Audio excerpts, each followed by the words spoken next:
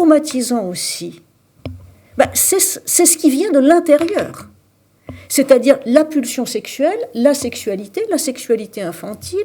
Et je vais vous donner un exemple assez intéressant. Alors je vous lis d'abord les vœux. Vous savez, Mediapart fait des vœux qui remplacent les vœux du président de la République chaque année. Et cette année, c'était 3 jeunes filles MeToo. Comment ça commence ? Il y a 3 jeunes filles MeToo. Il y en a une qui commence ses vœux comme ça. Je n'ai que 23 ans.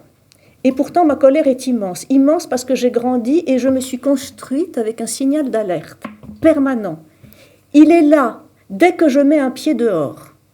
La peur d'être sifflée, suivie, agressée ou violée. Bon, d'abord, tout ça, c'est le continuum. On ne va pas avoir le temps de parler du continuum, mais c'est ça. Vous savez ce que ça m'évoque, ça ?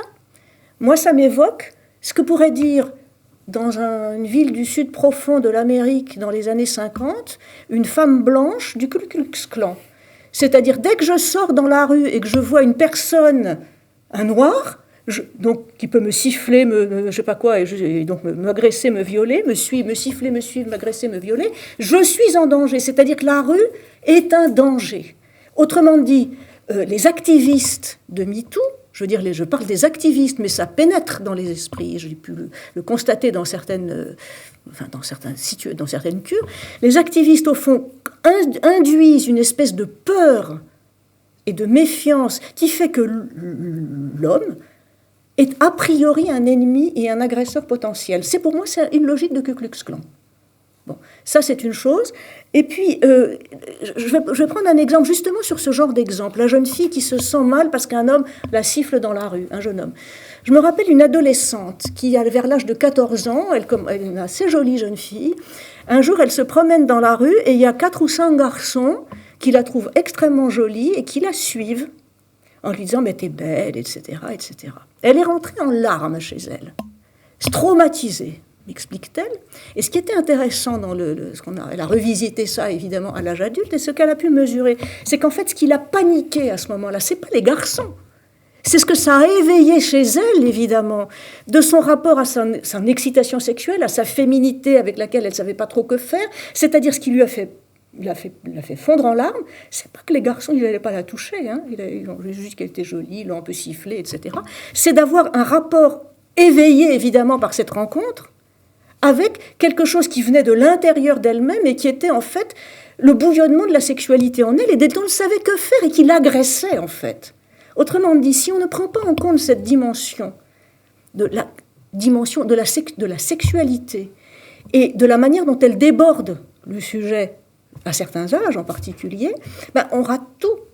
C'est aussi le mythe de l'innocence enfantine, etc., etc., dont ont très bien parlé Antoine Garapon et Denis Salas dans leur livre sur Outreau, Les Nouvelles Sorcières de Salem, c'est-à-dire cette idée de l'innocence enfantine et du fait que la sexualité, c'est une histoire de stade et que voilà, c'est la nature, point. C'est traumatisant la sexualité. Et évidemment, les premières rencontres avec la question de la sexualité, avec la vivacité de ça, notamment à l'adolescence, c'est quelque chose qui n'est pas facile.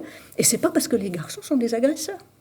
Donc c'est un exemple intéressant parce que cette fille-là qui a tellement peur, pour moi, elle me fait penser à cette jeune fille-là, si vous voulez, qui après a pu comprendre que elle n'était pas en danger. Mais par contre, ce qui la mettait psychiquement en danger à ce moment-là, ou qui lui faisait peur, ou qui la paniquait, c'était sa sexualité à elle. Et la clause Roméo et Juliette, vous pouvez en parler. Ah oui, c'est très important. C'est important, puisqu'on est au cœur du sujet. Important. C'est-à-dire, comment on réglemente la sexualité et l'âge de la sexualité. Maintenant, ça aussi, c'est un nouvel apport au code pénal, c'est-à-dire de considérer qu'une différence d'âge au-delà de 5 ans, pour une jeune fille mineure, mais disons 16-17 ans, c'est une présomption d'agression. C'est-à-dire que ça change quand même la physionomie de l'amour contemporain. C'est-à-dire qu'on nous dit clairement, dans ce pays, qu'il y a une limite à ne pas dépasser, que là, ça devient, non pas immoral ou discutable, sous le coup de la loi. C'est un crime.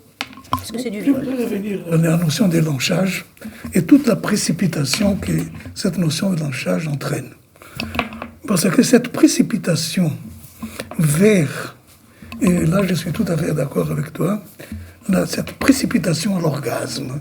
On ne peut pas avoir un orgasme d'un côté, on aura de l'autre. Donc cette précipitation fait trembler toute l'intelligence. Oui. N'importe qui, psy ou pas, un lecteur moyen d'Agatha Christie sait très bien que le coupable n'est jamais celui qu'on pense. Donc, la moindre des choses. Et on pourrait même penser que quelqu'un, c'est un déchiffrage banal de n'importe quelle personne qui se demande qu'est-ce que c'est ça. Pas besoin d'être psy. Quand on voit quelqu'un qui est blanchi, blindé, complètement au-dessus de n'importe quel soupçon, là, on pourrait penser, bon, peut-être je vais faire attention, parce que l'autre, qui est en train de se promener dans la naïveté, on va dire comme ça, c'est très peu probable qu'il a des mauvaises intentions. L'intention gère une espèce d'attitude, un caractère, je ne sais pas quoi, et le lynchage, vraiment, cette précipitation vers le dénouement est vraiment, je pense, l'abolition de toute intelligence et de tout déchiffrage. Donc on pourrait même supposer que dans des cas très graves d'inceste, la plus grande difficulté est de savoir d'où vient, parce que les déguisements, toutes les mesures mises en place, la menace contre l'enfant, les tentatives d'établir une complicité dans les crimes, tout ça, cette plongée dans la culpabilité mutuelle, tout ça fait quelqu'un qui est en train d'observer pour savoir d'où vient le danger, quel est l'ensemble des forces mises en place dans une certaine famille. C'est pas dans la précipitation d'arriver vite qu'on va arriver. Au contraire, la plupart des temps, ce qui se passe, c'est qu'on laisse passer librement des situations, et alors là, les gens se sentent complètement abandonnés à eux-mêmes, en faisant semblant qu'on a fait quelque chose. Ça, c'est quelque chose que je voudrais ajouter à la question du lynchage. Il y a un autre point que je voudrais... La précipitation entraîne une espèce de simplification. Je pense que nous tous, nous sommes lecteurs de Primo Levi. Primo Levi, à un certain moment, a dit, écoutez, s'il n'était pas la simplification, devant la complexité du monde, nous serions complètement paralysés. Il faut la simplification pour faire les premiers pas. Mais après avoir fait les premiers pas, il faut se trouver dans la complexité. Et il ne faut pas confondre simplification avec compréhension. Donc cette précipitation dans la simplification et prendre des mesures gravissimes sur quelque chose qu'on pense que c'est la compréhension, mais on verrait dire c'est tout sauf la compréhension. Oui, et puis en plus, je pense pour revenir à quelque chose qu'a dit Sophie aussi, c'est que, en fait, pour vraiment traiter, d'un point de vue alors judiciaire, les violences, les abus sexuels, je pense qu'il faut commencer par les distinguer. À la fois distinguer les cas, c'est ce que fait le code, et puis un baiser, c'est pas la même chose, un baiser volé, un regard appuyé qui va être interprété comme une violence. Et un viol, ça n'est pas du tout pareil. Et l'idée de continuum que nous sert et qui est amplifiée par le MeToo, parce que moi aussi, je mets mon petit obol dans le grand fleuve des offenses, etc. En fait, le fondement devient le ressenti. Devient le ressenti évidemment traumatique. Et vous voyez quand Sandra Muller, qui a balancé son porc, là, Éric Brion, avec les dégâts et les ravages que ça a pu produire pour cet homme, et le succès immense pour elle, et pour le mouvement, etc., etc. Eh bien, elle écrit qu'elle est gravement traumatisée en reprenant tout le vocabulaire, tout le kit de propagande du vocabulaire de l'amnésie traumatique, etc., etc. Elle est tombée dans une faille spatio-temporelle et ainsi de suite. Moi, quand même, je pense à deux personnes que j'ai pu écouter à cette époque-là et qui avaient été violées, elles.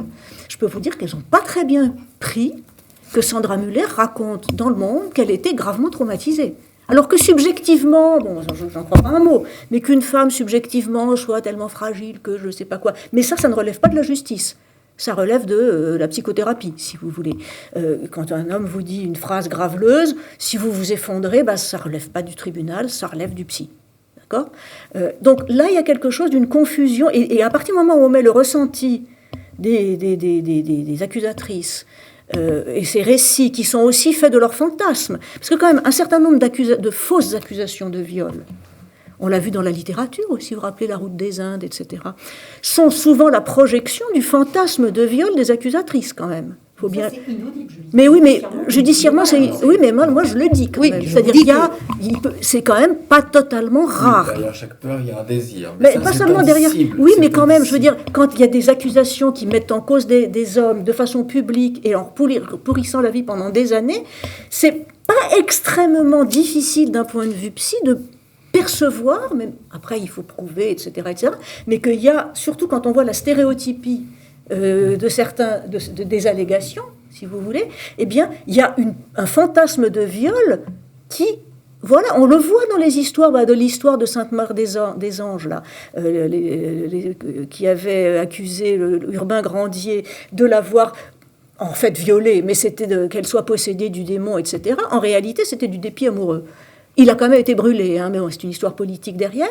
Mais elle dit très bien quelque chose de très intéressant. Elle dit, en fait, le diable me faisait ci, me faisait ci, me faisait ci, me faisait ça. Et elle dit à un moment donné, je le cite dans mon livre, et je l'avais cité dans une chronique sur l'emprise, le diable, en fait, c'était moi.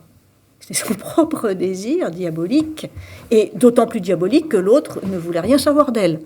Donc, vous voyez, c'est quand même un peu plus compliqué. La complexité, comme dit Fabio, c'est pas exactement cette sorte d'un côté les bons et de l'autre côté les méchants. Alors pourquoi, je reviens encore une fois au judiciaire, pourquoi ça c'est inaudible ? Ça,